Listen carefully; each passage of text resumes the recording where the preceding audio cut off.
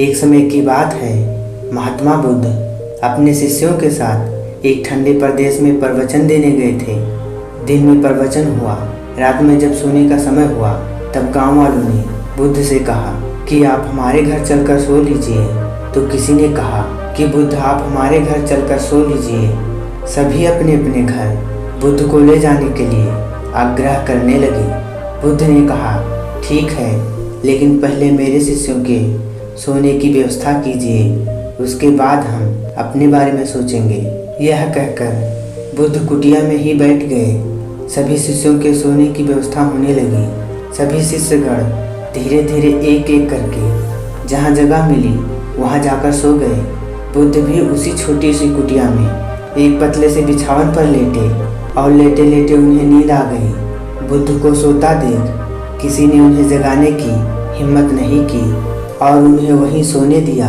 लोगों में से किसी ने ऊपर से एक कंबल लाकर उन्हें ढक दिया और अच्छे से सुला दिया। अगले दिन सुबह हुई तब बुद्ध का प्रिय शिष्य आया और बोला, भंते, कल रात काफ़ी ठंड थी, आप सुखपूर्वक सोए कि नहीं? बुद्ध ने कहा, कल मैं बहुत ही अच्छे से सुख की नींद सोया।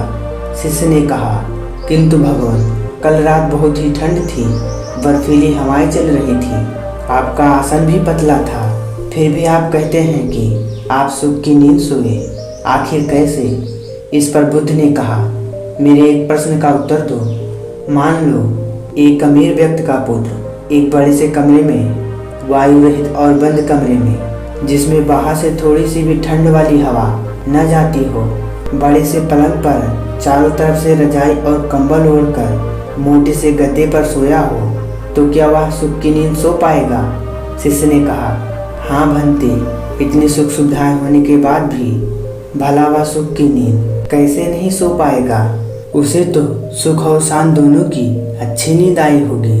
तब बुद्ध ने कहा, किंतु यदि उस अमीर व्यक्ति के पुत्र को कोई रोग हो जो उसके शरीर और मन को कष्ट देता हो, तब क्या वह सुख की नींद सो पाएगा? तब शिष्य ने कहा, नहीं भंते, वह सुख की नींद नहीं सो पाएगा।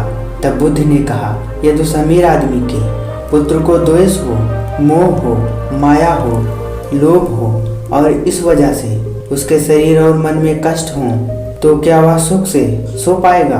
तब फिर शिष्य ने कहा, नहीं भंते, वह सुख से नहीं सो पाएगा।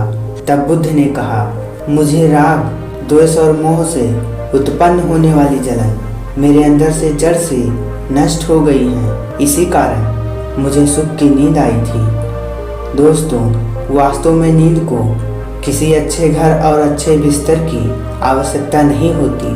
सुखद नींद के लिए मन को शांत होना अति आवश्यक है।